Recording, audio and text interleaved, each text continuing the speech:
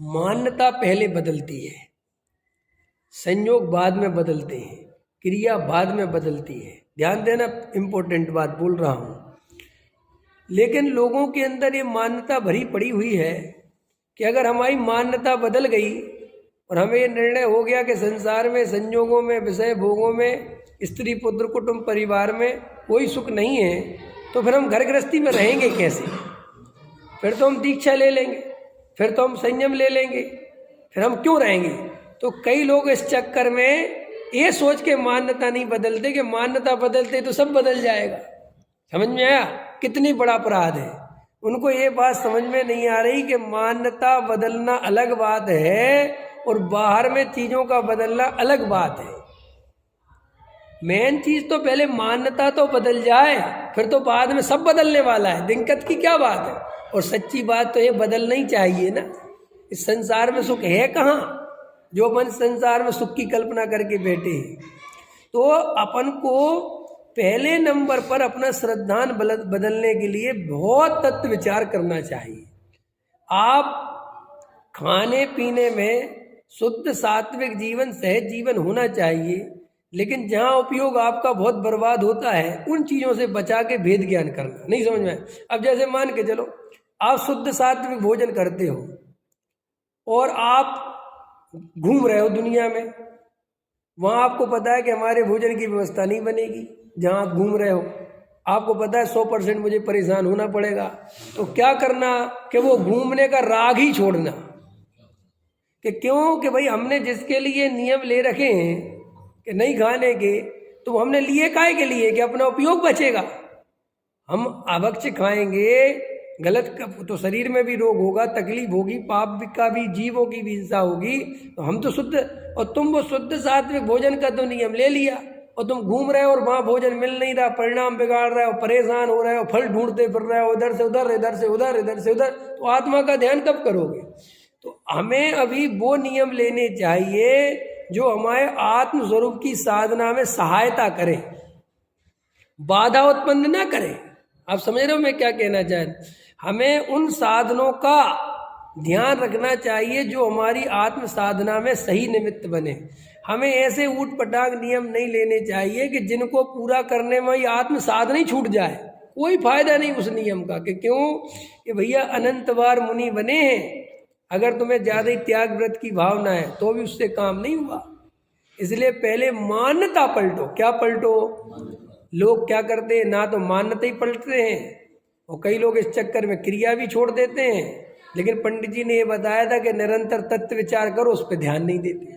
हमारे क्या पार्टी चल रही है कि साहब, एक पार्टी क्रियावादी हो गई, एक पार्टी अध्यात्मवादी हो गई, और क्रियावादी ये सुनने को तैयार नहीं है कि तत्व विचार के बिना काम नहीं होने वाला। और जिसको ये सुना रहे हैं कि तत्व विचार करो ये जरूरी है, वो तत्व विचार भी नहीं कर रहा और क्रिया भी नहीं कर रहा। वो क्या रहा है इससे? आप समझ रहे? हम आपसे कह रहे कि क्रिया में धर्म नहीं है, तुम साथ में ये भी तो कह रहे कि तत्व विचार करना जरूरी, तो तुमने क्रिया तो करी नहीं, इसमें धर्म नहीं, और तत्व विचार में लगे नहीं। तुम्हारी तो दशा क्या काम की रही? हमने जिस प्रयोजन से वो निषेध किया था उस पर तो तुमने ध्यान ही नहीं दिया। इसलिए कोई अध्यात्म की बात अकेला करे और तत्व विचार नहीं करे, वो भ्रम से खुश होता रहे, सो भी कोई काम का नहीं है। क्योंकि गहरा तत्व विचार करे बिना आत्मा की दृष्टि नहीं होती, शब्दों से आत्मा की दृष्टि नहीं होती।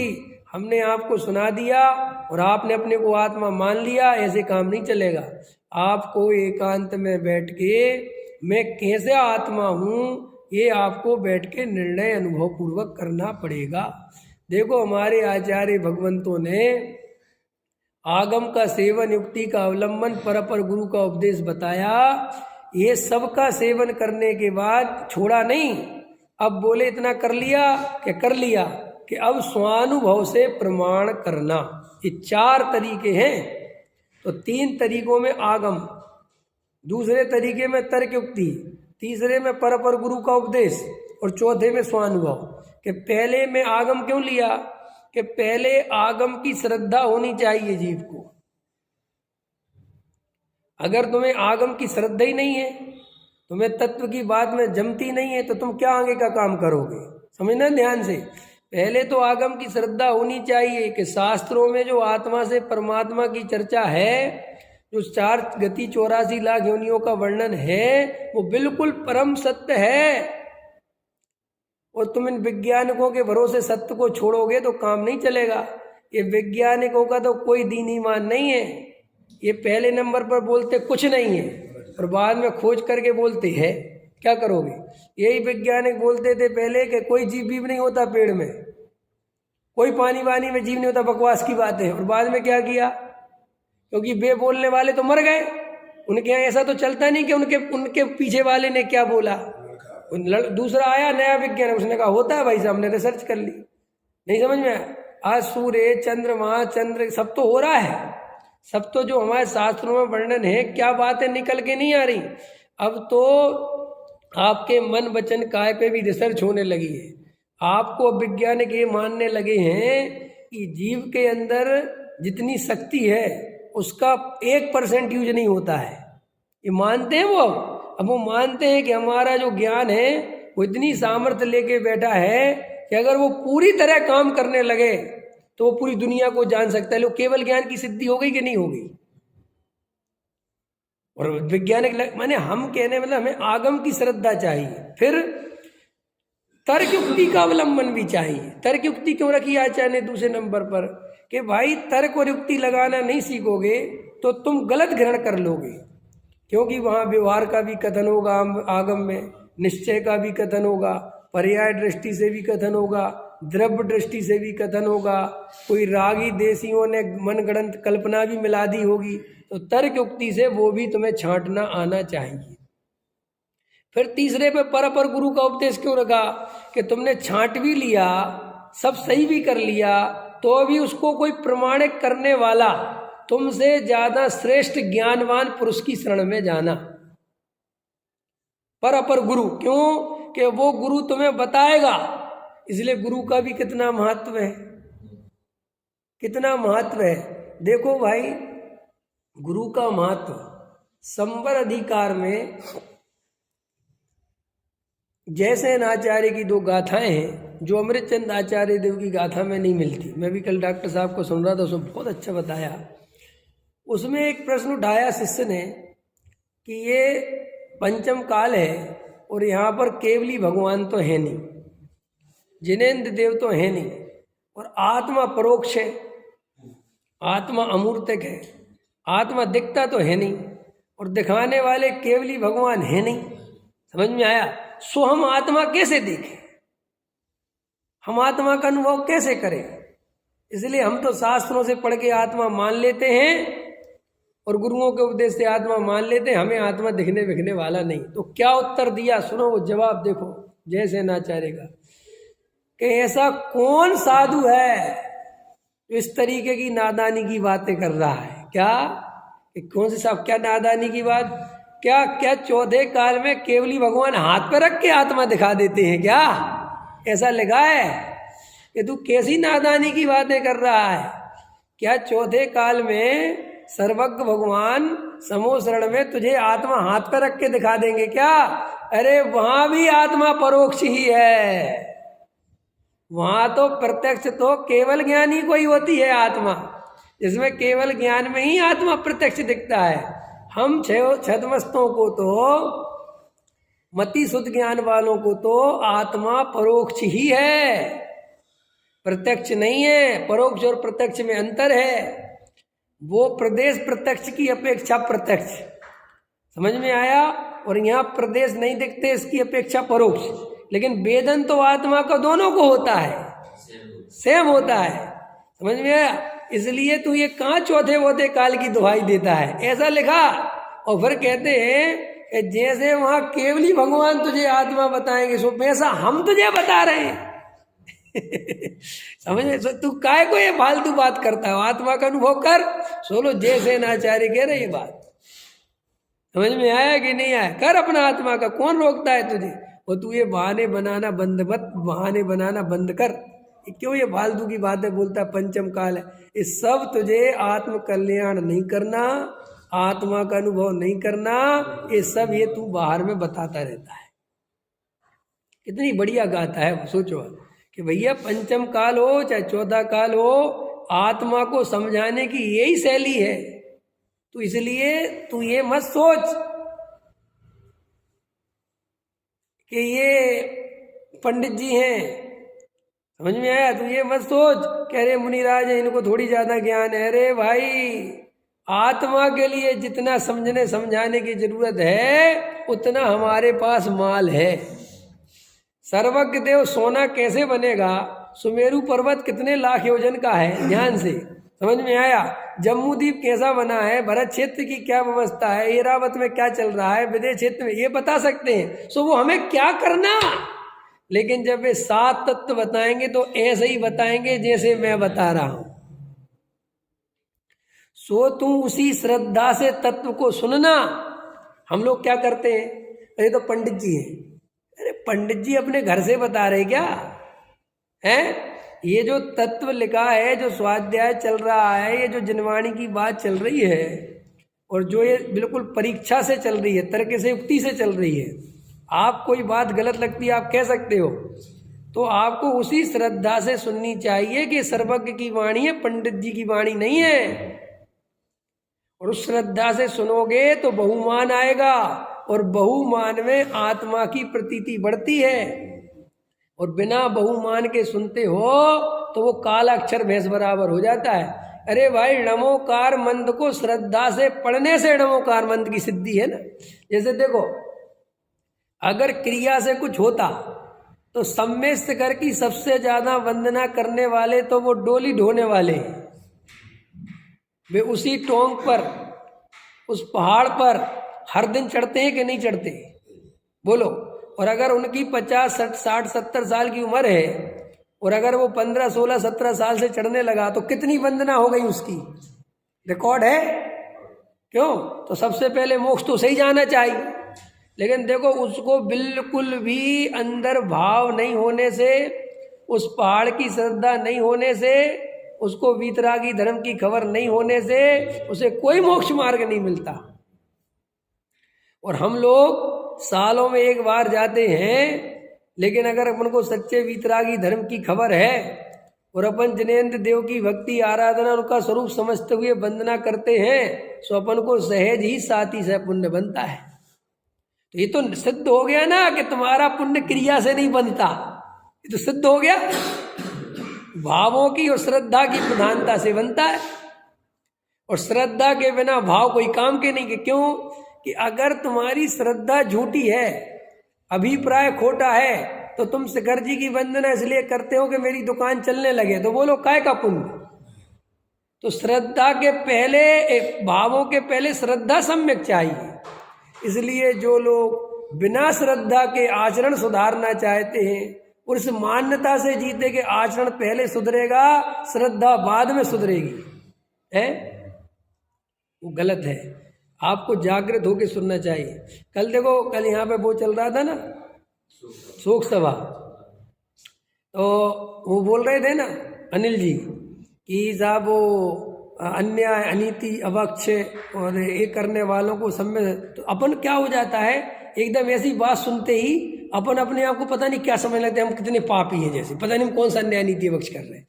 जबकि कभी भी तुम ध्यान नहीं देते कि कोई अन्याय, अनीति, अवक्ष की व्याख्या नहीं करता कि भाई अन्याय, अनीति, अवक्ष का अर्थ भी तो समझा दो। अब बोल दिया और तुम अपने आप को अन्याय नीति वाला समझने लगे। क्यों? कि तुम्हारे अन्याय नीति की तुम्हें कुछ खबर तो है नहीं। तुम्हें ध्यान आ गया, अरे मैं तो टैक्स की चोरी करता हूं, तो मैं तो अनीति हो गई। तुम्हें एकदम ध्यान आ गया, यार मैं तो 2 रुपए का माल 3 रुपए में बेच देता हूं, तो अनीति हो गई। तुम्हारा तो हो गया एकदम से। अवक्ष के नाम पर कि साहब वो पानी पूरी खा ली, क्या खा ली? पानी पूरी, तो अवक्ष हो गया। तो भाई साहब, ये जो आप बोल रहे हो, पहले ये मिलाओ कि कौन से अन्याय, नीति, अवक्ष की चर्चा है आगम में। आज चाहे तुम अपने मन से अवक्ष की डेफिनेशन नहीं कर सकते, आपको मिलाना पड़ेगा कि कौन सा अवक्ष है। मूल आगम में पंचोदंबर फल, मध्य मास मधु, ये लिया है गृहस्थ के लिए, ये त्याग होना चाहिए उसके। समझ में आया? क्या कैसे मिलाओगे? और अवक्ष की डेफिनेशन तो तुम ऐसे भी करने वाले कि भाई पानी का अनछने पानी की एक बूंद उपयोग में लेते हो, तुम कभी सम्मेलन प्राप्त नहीं कर सकते। अब जबकि कोई प्रैक्टिकल नहीं सोचता कि ये बात कहाँ तक सही हो सकती है। कोई भी दुनिया का आदमी है जो पानी, अनछने पानी के एक बूंद इस्तेमाल ना करे? है कोई दुनिया में? कि नहीं साहब जो त्यागी वृत्ति संयमी हो। अरे भाई वे भी जब पानी छानते हैं तो 2-4 बूंदें तो गिरी जाती इधर की उधर, एक एक बूंद का कौन ध्यान रखेगा? फिर दूसरी बात, तुम जिस छन्ने की इतनी दुहाई दे रहे हो वो पानी छनता ही कहाँ है? आगम के अनुसार छनता है वो पानी, क्योंकि उसकी बिलछानी तो कुएं में जानी चाहिए और उसकी बिलछानी तो तुमने उसी नाली में डाल दी जिसमें वो जीव है, तो वे तो मर गए सबके सब नाली में जाके। नहीं समझ में आया कि साहब हमारे भाव रह गए, तो ठीक है हम कह रहे कि रह गए, लेकिन इसे सम्यक दर्शन से जोड़ोगे तो कहाँ तक चलेगा? और इससे क्या होता है कि न नो मन तेल होगा न राधा नाचेगी। नहीं समझ में? इससे होता क्या है कि भाई न नो मन तेल होगा न के क्या कि न हम ऐसा पानी छान पाएंगे, सो न हम सम्मेलन ले पाएंगे। सो पंडित जी आज से तुम्हारे रास्ते अलग और हमारे रास्ते अलग। यही तो होता है। जो जैनी इतने कम पड़ गए आज के समय में, इसका मूल कारण ये कि कुछ जैनी संकोची प्रवृत्ति के हुए। नहीं समझ में आया? और बिल्कुल अपना अपना अपना अपना अपना अपना अपना करते रहे और लोगों से कटते रहे, लोगों में वात्सल्य दिखाई नहीं पाए। नहीं समझ में आया? 16 की पुड़ी बनाई तो अपनी 2 बना ली। देखी है ऐसी कभी? नहीं देखी तुमने? हमने ऐसे 16 की पुड़ी वाले देखे। बता ही देता हूँ ताकि तुम्हें समझ में आए। समय तो हो गया मेरा। कि जैसे दादी अम्मा 16 की पुड़ी खाती है, देखना ध्यान से, तो दादी अम्मा ने चुपचाप अपनी 2 पुड़ी सेक ली शुद्ध घी में अट पैरा के। अब वो लड़का आ गया तभी, नाती पोता, उसने कहा अम्मा थोड़ी सी पुड़ी दो ना। अगर भाई 16 की है, जा अपना कुछ भी खा ले।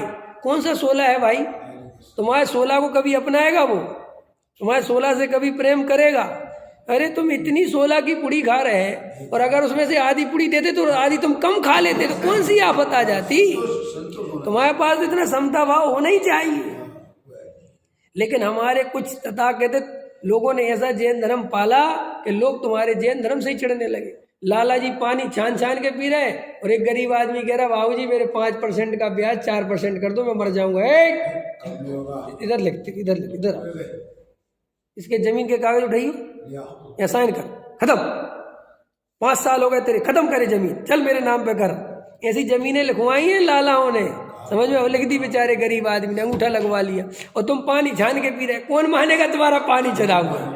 तो हमारा जो हम जो जल्दी बोल देते हैं कि अन्य अनीति अवक्ष करने वालों को कभी सम्यक दर्शन नहीं हो रही, तो भैया इसकी व्याख्या भी करो। कौन सी अन्य अनीति, कौन सा अवक्ष, क्या चीज अवक्ष? कि साहब यहाँ तुम आत्मा की बात सुन रहे हो, समझदार सुन रहे हो और अनछना पानी पी रहे हो, क्या सम्मेलन होगा? भाई साहब लेके आओ, ये लेके आओ। कहाँ लिखा इसको? सम्मेलन को कहाँ से आपने जोड़ के दिखाया? आप सामाजिक दृष्टि से उसको ऐसे बोलो कि हमारे श्रावक हैं, हमारा कर्तव्य है, हमें छना हुआ पानी पीना चाहिए। हम जैनियों की ये पहचान है, लेकिन उसे मूल तत्व से जोड़ने की कोशिश मत करो, क्योंकि उसको मूल तत्व जोड़ने से बहुत गड़बड़ हो जाती है। वो हीन समझता है और फिर वो उसी की तरफ चला जाता है, अथवा वो छोड़ देता है, कहता तुम्हारे इतने नियम धर्म है, हमारे तो बस की नहीं है। पूज्य गुरुदेव श्री जो इतनी प्रभावना कर पाए, लाखों आदमियों को मोक्षु बना पाए, उसका मूल कारण ये था कि उनने बाहर की चीजों पे इतनी जोर नहीं दिया। लोग सहज स्वीकार और सुनो, गुरुदेव जैसे मोक्षुओं ने जैसा बढ़िया से बढ़िया आचरण किया, आज भी अपने को आचरण में कमजोर मत समझना। अभी भी कह रहा हूँ डंके की चोट पे, इतना हमारे ऊपर आरोप लगाते हैं कि हम आचरण विरोधी हैं, आचरण विरोधी हैं, फिर भी मैं गारंटी लेता हूँ मुमुक्षु समाज आज इस पंचम काल में अगर संख्या के लेवल पे देखा जाए तो सबसे ज्यादा आचरण वाला है। अरे पानी की बात छोड़ो, हमारे लोग आज भी मुमुक्षु हैं जो जमी कंद नहीं खाते, चाट पकौड़ी नहीं खाते, और व्यवहारियों के पास चले जाओ तुम, चाट पकौड़ी के अलावा दूसरा नाश्ता नहीं होता।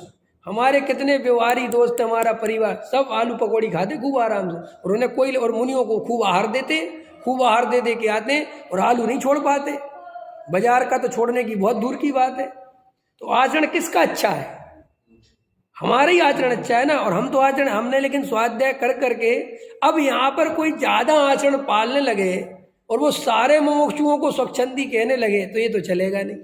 हाँ, तुम इस तरीके से कह सकते हो कि हम मुमुक्षु हैं, हमारा और ज़्यादा कर्तव्य है, हम और बढ़िया आचरण पालें, हम बिल्कुल बाजार में नहीं खाएं, बिल्कुल कोई अवक्ष नहीं। अच्छी बात है, हम तो कहते हैं, कोई इसकी बात ही नहीं है, लेकिन सम्यक दर्शन से जोड़ोगे तो ये गलत है, क्योंकि हमारे आचार्यों ने भी उसे सम्यक दर्शन से नहीं जोड़ा, उसको वहीं रहने दिया। आचरण को आचरण में रहने दो, समझ में आया?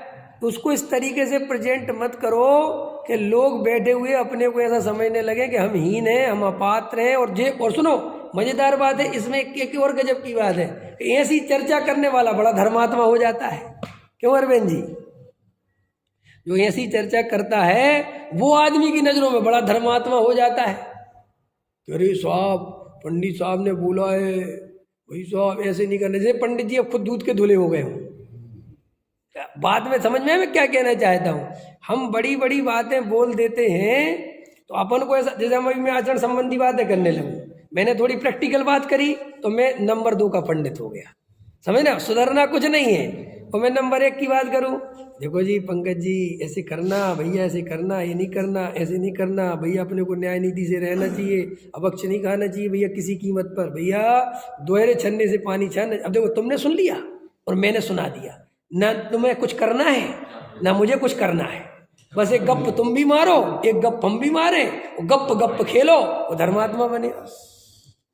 और तुम्हें भी दोहरे पानी छन्ने की सुन के ऐसी बातें बता दे पंडित जी साहब, भैया दोहरे पानी से छन्ना यहीं तक है। और अभी घर में वो एक छन्ना मिल जाए वही बहुत है, लेकिन यहाँ पे तुमने भी 2 आंसू निकाल दिए, ऐसे मुंह बना लिया, और पंडित जी भी बड़े हो गए और सब धर्मात्मा हो गए, और प्रैक्टिकल लाइफ में जाके देखो तो बिल्कुल ही मामला गर्त है। इससे अच्छा तो भैया जो प्रैक्टिकली हो सकता है हम वो चर्चा करें ना। नहीं समझ में आया? हम जो बढ़िया से बढ़िया वो बात करें ना। हमें पता है तुम ऐसा करने ही वाले नहीं। ये भैया ये तो खोटा काल है भैया, पानी तो कुएं का ही पीना चाहिए, ये तो हमारी बड़ी बेकार स्थिति। अब भैया अब दिए जा रहे हो तुम, हम भी सुने जा रहे हो, सब चल रहा है, और जबकि ना कुआं होने वाला है, अब ना बनने वाला है, ना कुछ होने वाला है, क्या करें? अब इसकी जगह हम इस तत्व विचार पे ताकत लगाएं, सम्यक दर्शन पे ताकत लगाएं, वो ज्यादा कार्यकारी है कि कुएं के पानी पे ताकत लगाएं, वो ज्यादा कार्यकारी? बोलो। अरे जो द्रव्य क्षेत्र काल भाव में सामने दिख रहा है कि है ही नहीं अब पॉसिबल, अब उसकी चर्चा करके क्या समय बर्बाद करना? इसकी जगह जो हो सकता है वो बात करनी चाहिए। लेकिन हमारी ऐसी आदत है कि हमें धर्म के नाम पर यही बातें पसंद आती हैं, जिसमें ऐसे नियम धर्म की चर्चा करो, ना तुम्हें पालने हैं ना कुछ करना है, बस अनुमोदना करके पुण्य कमाना है। क्यों?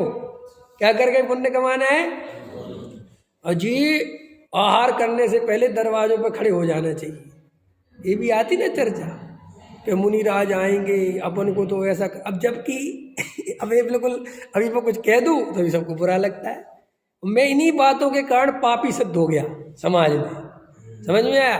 जबकि मेरी एक एक बात प्रैक्टिकल बोलता हूं मैं कि तुम कोई को नौटंकी कर रहे हो। तुमने एक बात बताओ, मुनिराज के योग भोजन बना रखा है जो तुम दरवाजे पर खड़े होने के अधिकारी हो? बताओ, बना रखा है? ये मुनिराज तुम्हारा भोजन ले लेंगे? बोलो। तुम अटपेरा घी लेके आए, तुम उसकी जो सामग्री होनी चाहिए वो लेके आए कि नहीं साहब वो तो कुछ लेके नहीं, पहले भावना बाते तो गजब की बात है यार। ऐसी भावना बहाने का मतलब क्या है तुम्हारा? भावना तो वैसी तो भाव के वहां कुछ हो। ऐसे तो मैं सिद्धों की भावना भालूं, अरंतों की भावना भालूं कि मैं तो साक्षात बिल्कुल अरंत भगवान। अरे तो कुछ नहीं भाई, जो त्रिकाली ध्रुव भगवान आत्मा मौजूद है, जो अनुभूति स्वरूप भगवान आत्मा सबके अनुभव में आ रहा है, उसका अनुभव करना चाहिए कि काल्पनिक जगत में जीना चाहिए? बोलो क्या करना चाहिए पंकज जी? तुम्हारे पास आत्मा है कि नहीं? तुम ज्ञान स्वभावी जीव तत्व हो कि नहीं? तुम इसका अनुभव कर सकते हो कि नहीं? तो इस पे ताकत लगानी चाहिए कि जो हो ही नहीं सकता उस पर ताकत लगानी चाहिए।